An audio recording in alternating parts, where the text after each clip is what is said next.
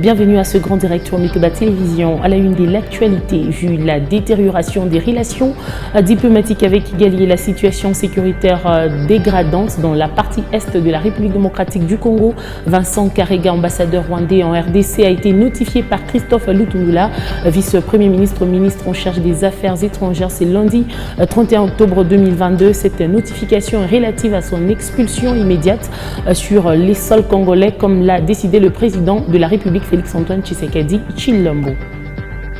Dans l'est de la RDC, manifestations ce lundi dans les rues de la ville de Goma organisées par la société civile et les mouvements citoyens. Ces manifestations avaient pour but de dénoncer l'agression rwandaise avec la complicité de la communauté internationale, mais aussi exprimer le soutien de la population aux forces armées de la République démocratique du Congo.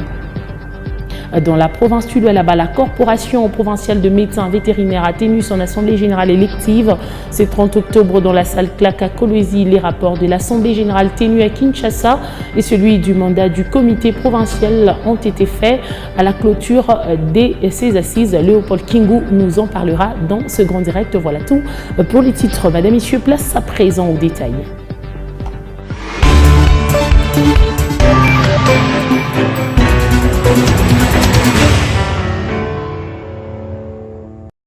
L'information, c'est l'heure sur Mikeba Télévision. Encore une fois, mesdames, messieurs, bienvenue à ce grand direct reçu ce lundi par Christophe Lutundula, vice-premier ministre, ministre des Affaires étrangères. Vincent Karega, ambassadeur du Rwanda, est officiellement notifié relativement à son expulsion du territoire congolais, vu de la détérioration des relations diplomatiques avec Kigali et la situation sécuritaire dégradante dans la partie est de la RDC, marquée par l'avancée des rebelles 23 soutenu par le Rwanda. Il a été décidé par les chefs de l'État lors de la réunion du Conseil de sécurité tenue le week-end dernier d'expulser l'ambassadeur du Rwanda en poste à Kinshasa. Regardez. C'est désormais officiel, Vincent Karega va quitter Kinshasa, la capitale, après une décision prise lors du Conseil supérieur de la défense présidé le week-end dernier par le chef de l'État, Félix Tshisekedi. Ce lundi, le diplomate rwandais vient d'être notifié par Christophe Lutundula, vice-premier ministre, ministre des Affaires étrangères. Il a donc 48 heures pour quitter la RDC. Pour les patrons de la diplomatie congolaise, c'est clair que son pays, le Rwanda, apporte un appui militaire aux terroristes du mouvement M23 qui s'attaquent aux civils et aux forces armées de la RDC. Parallèlement à cette notification, le vice-premier ministre, ministre des Affaires étrangères, a réitéré à travers un communiqué l'instruction donnée en son temps au nouvel ambassadeur de la RDC près la République du Rwanda de surseoir à la présentation de ses lettres de créance aux autorités rwandaises jusqu'à nouvel ordre et a par la même occasion rappelé en consultation à Kinshasa le chargé d'affaires à l'intérim de la RDC à Kigali. Bien auparavant, Christophe Lutundula a reçu dans son cabinet Stéphanie Milei, chargée d'affaires de l'ambassade des USA en RDC. Elle a donné la position de son pays qui condamne le soutien du Rwanda au M23. Elle a rappelé la déclaration faite par leur ambassadeur au Conseil de sécurité des Nations Unies demandant au Rwanda de respecter l'intégrité territoriale de la RDC et de cesser tout soutien au mouvement terroriste de M23. Il existe déjà une coopération militaire entre la RDC et les États-Unis. Et nous continuerons cette coopération pour s'assurer que nous soutenons le peuple de la RDC au cours des problèmes qu'ils affrontent aujourd'hui. J'étais ici pour rencontrer le ministre des Affaires étrangères pour parler de toutes les issues, de tous les dossiers pour lesquels nous travaillons en concert. Ça inclut la déclaration qui a été faite hier au Conseil national de sécurité des Nations Unies qui a inclus cette déclaration que le respect de l'intégralité territoriale de la nation est absolument très importante et nécessaire.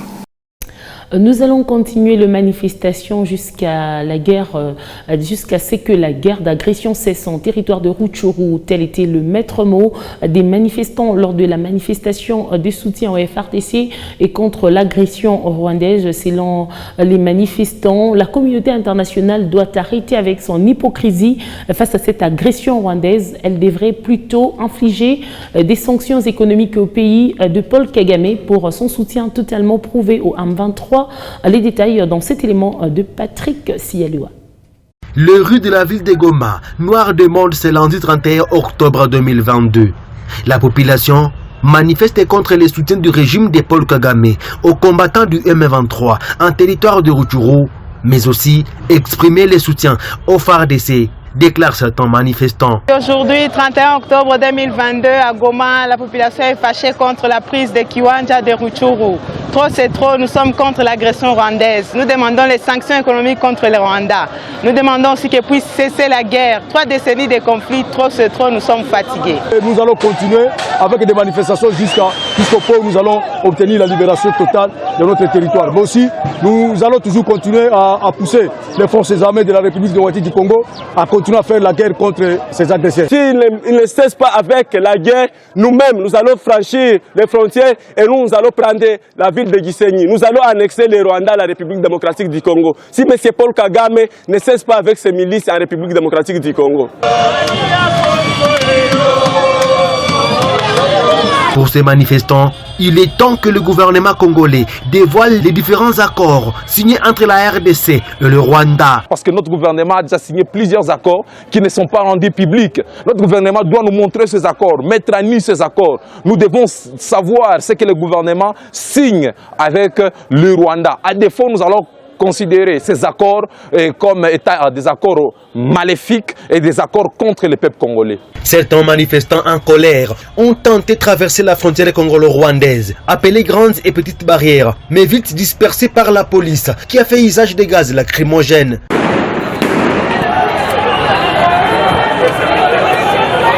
Boutiques et magasins ainsi que les banques sont restés fermés et la circulation routière est timide durant toute la journée de ce lundi. Manifestation ce lundi dans les rues de la ville de Goma organisée par la société civile et les mouvements citoyens. Cette manifestation avait pour but de dénoncer l'agression rwandaise avec la complicité de la communauté internationale, mais aussi exprimer le soutien de la population aux forces armées de la République démocratique du Congo. Selon certains manifestants, l'hypocrisie de la communauté internationale doit cesser. Suivez certains manifestants interrogés pendant la manifestation par Patrick Siyaloua. Clamons 3 choses.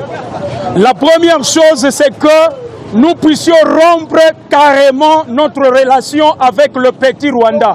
Parce que nous sommes victimes d'une agression que cette dernière nous a imposée depuis beaucoup de temps. Sous la couverture de la communauté internationale, de l'Ouganda et de la MONUSCO qui est dans notre pays. Ça, c'est la première chose. La deuxième chose, nous exigeons qu'on puisse nous fermer toutes les frontières de la RDC avec le petit Rwanda et le petit Ouganda. C'est la deuxième chose. Et la troisième chose, nous sommes en train de regretter et de condamner carrément ce silence, ainsi que cette implication de la communauté internationale dans l'agression dont nous sommes victimes, nous Congolais. Aujourd'hui, la population veut montrer à la communauté internationale qu'on en a assez avec des guerres injustes. Et si la communauté internationale n'agit pas le plus vite possible, nous, la population de la République démocratique du Congo, nous allons nous prendre en charge pour exiger la paix. Parce qu'on ne libère pas un peuple, mais un peuple se libère. Et nous soutenons notre police, nous soutenons notre armée. Et nous sommes en train d'appeler le président de la République de former les jeunes pour qu'on puisse se prendre en charge. Pourquoi un petit pays comme le Rwanda peut agresser tout un grand peuple, tout un grand continent comme la République démocratique du Congo? Lorsque la Russie a attaqué l'Ukraine, nous avons vu cette communauté internationale s'aligner derrière l'Ukraine. Mais aujourd'hui, lorsque nous sommes attaqués par le Rwanda et l'Ouganda, cette communauté internationale prouve une complicité illicite parce qu'elle reste calme pendant que nous sommes attaqués, pendant que nos femmes et nos mères, nos petites sœurs sont en train d'être violées à Rutshuru, et à Kiwanja et partout ailleurs.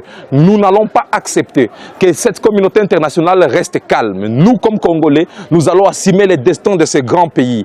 Nous aussi, nous allons grandir à la grandeur du Congo et nous serons capables de mettre cet ennemi hors d'état de nuire. Voilà pourquoi aujourd'hui, cette jeunesse de la ville de Goma vient de prouver qu'elle est engagée derrière les FARDC pour que nous puissions mettre ces ennemis hors d'état de nuire. Expulsion de l'ambassadeur rwandais de la République démocratique du Congo, le notable Pascal Kakoraki Bagouma. Salue la décision prise par le gouvernement congolais. Dans une interview accordée à la presse, ces notables appellent à des mesures drastiques pour contraindre les pays qui soutiennent les rebelles du M23 dans leurs opérations contre la République démocratique du Congo. Il l'a dit à Marcus Jean-Louis. Ce qui se passe au Nord Kivu, je crois que c'est depuis près de 4 à 5 mois. C'est une histoire indescriptible. Notre population est en train de vivre des attaques d'une rébellion bien identifiée. Et nous saluons aujourd'hui la décision du gouvernement de la République réuni au niveau du Conseil national de défense où toutes les institutions ont été représentées et surtout des organes chargés de la sécurité de la République ont participé, ont résolu d'expulser l'ambassadeur rwandais du territoire national congolais. Et nous demandons au gouvernement de la République d'en découdre avec cette rébellion jusqu'au bout. Comme disait le défunt Laurent Désiré Kabila, la guerre doit rentrer de là où elle est venue. C'est une décision très importante. La rupture ou l'expulsion de l'ambassadeur, c'est un signe d'indignation. C'est une pratique diplomatique qui existe lorsque deux États estiment que les relations ne sont plus au beau fixe, comme la RDC vient de le constater. Et j'aurais bien voulu que ce soit la RDC qui soit la première à rappeler les chargés d'affaires de l'ambassade de la RDC accréditée à Kigali de rentrer au pays pour manifester notre indignation. Mais la question des frontières ou de barrières, il va falloir qu'on réfléchisse 2 fois. Il va falloir que cette question soit bien examinée de peur de préjudicer la population. Mais le ton est déjà lancé, mais il va falloir aussi que notre gouvernement analyse un peu plus loin. Est-ce que le Rwanda est le seul à agresser la RDC à ce stade? Est-ce qu'il n'y a pas d'autres États qui font semblant d'être avec la RDC, mais qui sont derrière le Rwanda et le M23? Le gouvernement congolais et en particulier le chef de l'État devons nous considérer que nous sommes seuls. Le Congo est abandonné et tous nous devons être derrière notre armée pour dire non. L'expulsion de l'ambassadeur rwandais en République démocratique du Congo alimente l'actualité dès la prise de cette décision. D'aucuns s'interrogent sur les retombées diplomatiques entre ces deux États au regard de la situation sécuritaire inquiétante dans l'est du pays. Michael Moutuila a approché Ignace Ndala, sociopolitique, et Patrick Mbang, internationaliste, joint par téléphone depuis Lubumbashi, qui donnent leur point de vue dans ce reportage suivant. Pour ces deux analystes, l'expulsion de l'ambassadeur du Rwanda en République démocratique du Congo s'explique par le fait d'une relation tendue entre les deux États voisins. La diplomatie, elle nous aide à trouver des solutions pacifiques. Mais lorsque nous rendons compte que sur le plan diplomatique, ça ne marche pas et que sur le terrain, il y a la guerre, je crois que c'est l'une des meilleures de façons de remettre en cause cette relation. Lorsque les relations ne sont pas au beau fixe, en cas de conflit, c'est parmi des mesures que les États prennent face à ceux contre lesquels ils sont en conflit ou en belligérance. À eux de poursuivre qu'il faudrait adopter d'autres mesures dissuasives à l'égard du pays agresseur, en l'occurrence la fermeture des frontières. Moi je crois que les retombées doivent être, on peut fermer même la frontière entre la RDC et le Rwanda. Moi je crois que ça nous aiderait et sur le terrain il faudrait que la guerre continue. Qu'on ne puisse pas seulement commencer à déclarer que nous sommes agressés. Cela n'est pas seulement la seule mesure qu'il faudrait prendre. Il faut aller au-delà.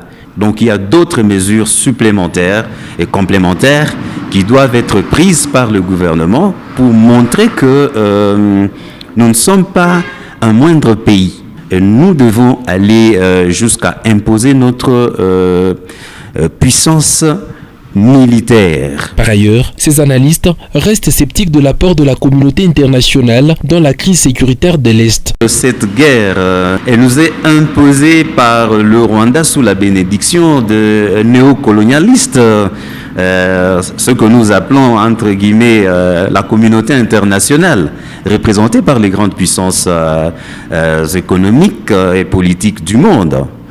La communauté internationale n'a pas trouvé gain de cause du côté de la RDC par rapport au côté du Rwanda. Moi, je crois qu'avec les coltans qui est à l'est, avec le multinational, moi, je crois que la meilleure façon, c'est d'attaquer aussi sur le terrain.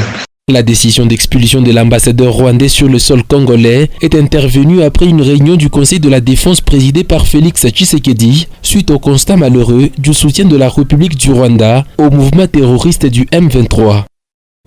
Autre chose à présent, Assimwe et Fidèle, deux enfants déplacés de conflits armés en Irumu, nous racontent leur histoire du club d'apprentissage pour enfants installé à Komanda. Ces enfants qui n'espéraient presque plus continuer avec leurs études interrompues pendant un long moment sont aujourd'hui capables de lire, écrire et faire des calculs comme tout autre enfant à l'âge scolaire.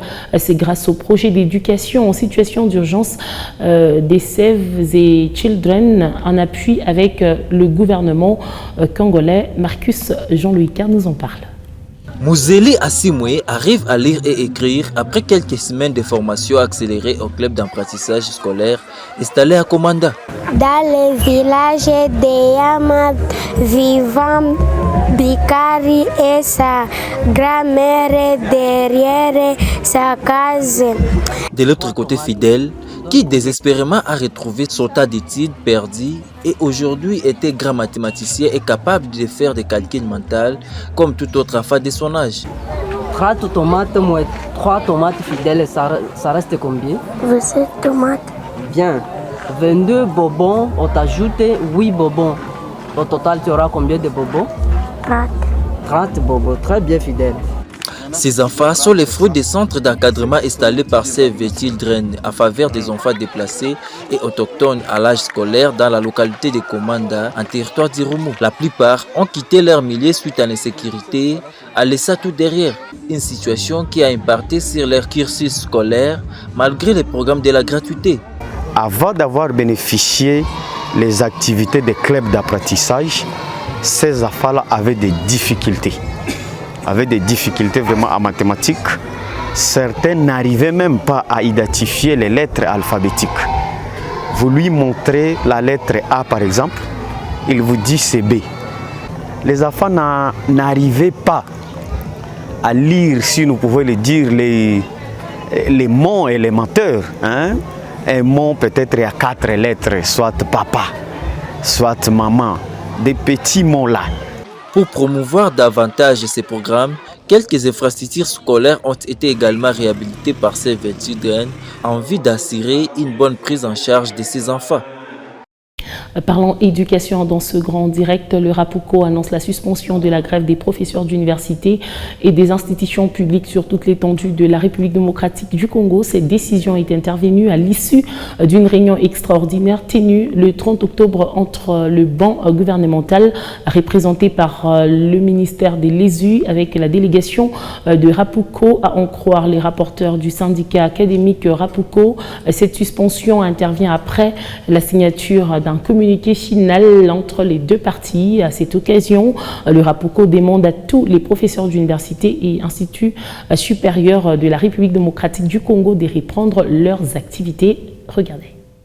De la réunion extraordinaire tenue ce dimanche 30 octobre 2022 entre les bancs gouvernementaux représentés par son Excellence M. Mouindo Zangi Butondo, ministre de l'Enseignement supérieur et délégué par son Excellence Monsieur le Premier ministre, chef du gouvernement, et syndical académique RAPUCO, il a été décidé à l'unanimité de la suspension de la grève de professeurs des universités et instituts supérieurs publics déclenchée depuis le 22 septembre 2022 sur toute l'étendue de la République démocratique du Congo.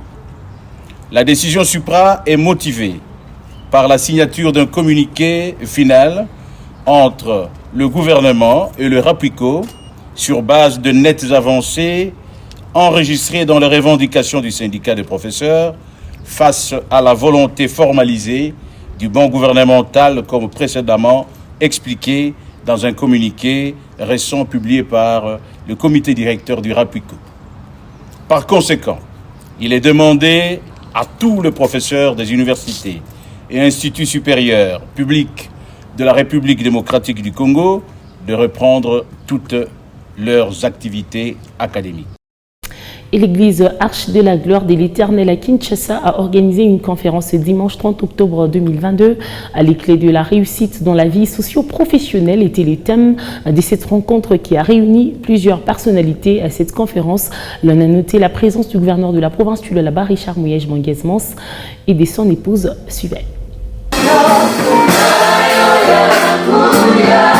grâce de l'Éternel manifeste sa puissance.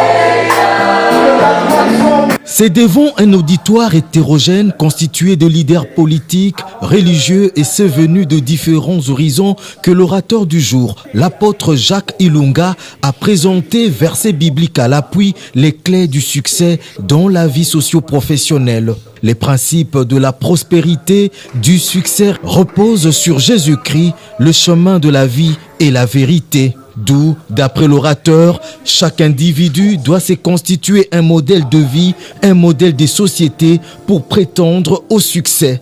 C'est là, dans la rigueur et la discipline, socle de tout développement. Que le grand drame, et c'est le dommage même, c'est que les Africains ne connaissent même pas leur propre identité spirituelle.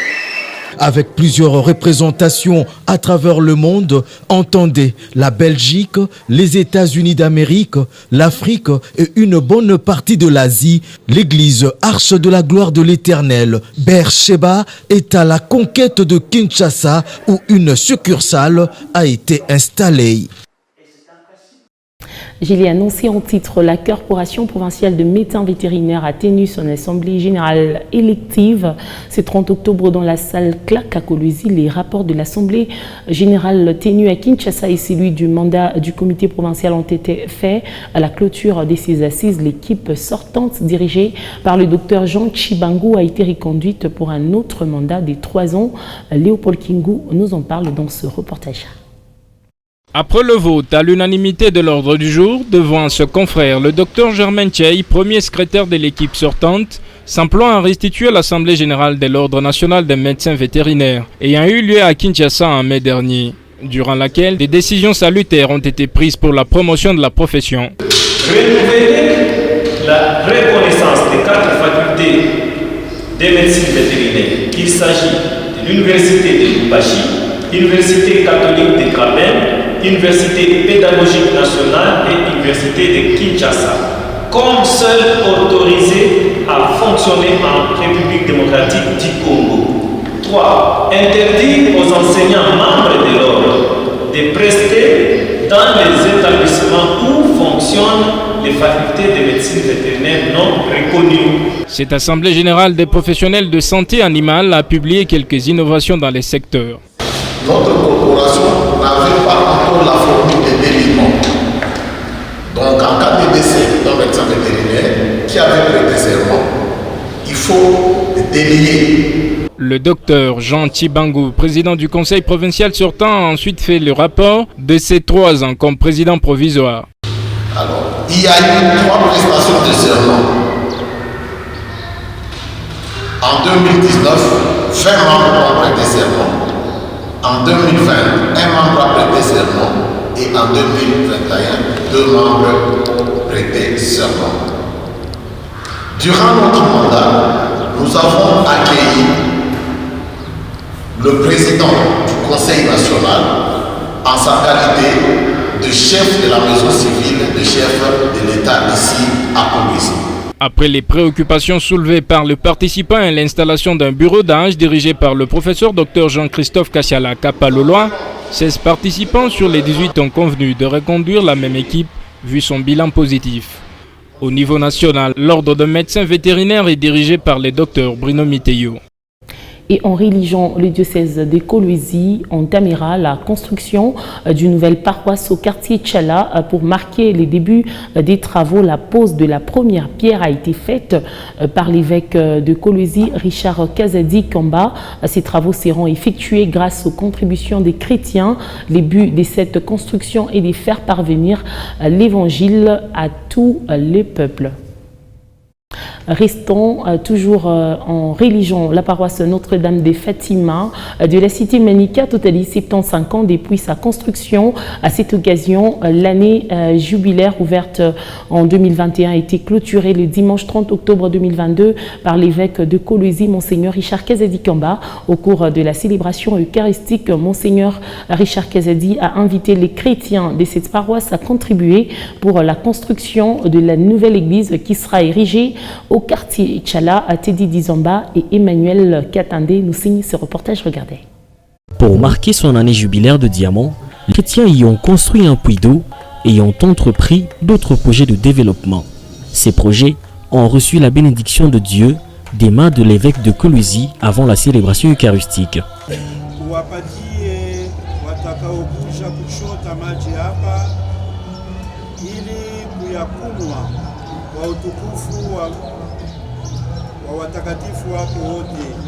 La messe dominicale de ce 30 octobre a été célébrée par le prélat catholique pour clôturer l'année jubilaire de cette paroisse du diocèse de Kolwezi. La célébration a vécu dans une ambiance festive.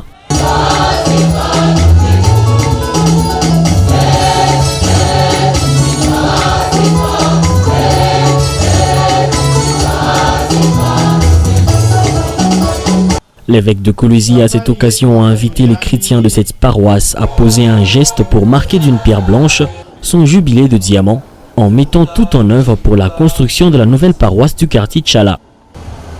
Jubilé inapasha kutoa matunda hapana tu ndani ya bale banasharikia jubilé.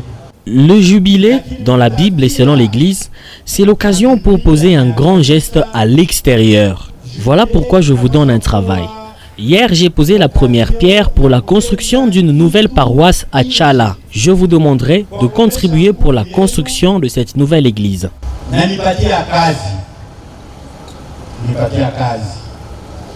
Jana pa 16h nilikuwa mumugini Tchala, nikatia jiwe ya kwanza juu ya paroisse ya kwanza mukale ka mugini mule tatia mo paroisse. Au cours de cette même célébration du jubilé de diamant, l'administrateur de la paroisse Notre-Dame de Fatima et ses chrétiens ont remis un brevet à l'évêque de Kolwezi, ainsi qu'à quelques chrétiens qui jouent un rôle particulier dans le développement de cette paroisse. Autre chose dans l'objectif d'accompagner les cultivateurs dans leurs activités champêtres et communier avec les démunis, la Fondation Ensemble pour la construction et le développement du Congo a fait un don des intrants et matériels oratoires aux cultivateurs, pagnes et autres accessoires aux veuves, enfants, orphelins et personnes vivant avec handicap, tous résidents de l'Uilou ce dimanche. Suivez ce reportage. En dimanche, sous une pluie battante qui annonce la saison culturelle. Ici, dans la cité Luilou, dans l'église New Life, Didier Lukoke Sakalenda, accueilli par les veuves, orphelins, personnes vivant avec handicap et cultivateurs. Nous souhaitons un cordial bienvenue dans notre chère et belle cité de Luilou. Intrants et matériel aratoire pour les cultivateurs, pagnes et autres accessoires pour veuves, enfants orphelins et personnes vivant avec handicap. En gros, le message d'espoir qu'a apporté Didier Lukokesha à cette population de Luilou.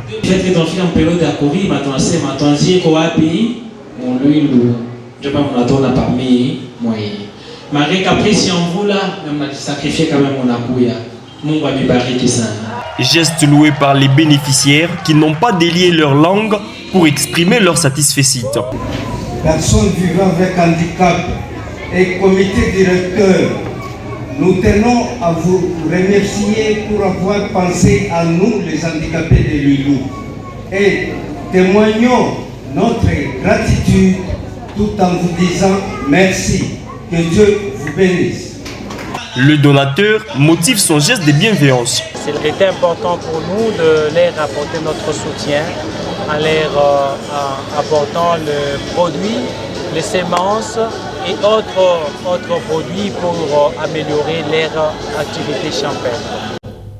Et voilà ce qui met fin à ce grand direct d'aujourd'hui. Madame, Messieurs, merci à vous de l'avoir regardé, suivi. Je vous retrouve demain à la même heure avec ce même et réel plaisir. Prenez soin de vous. Au revoir.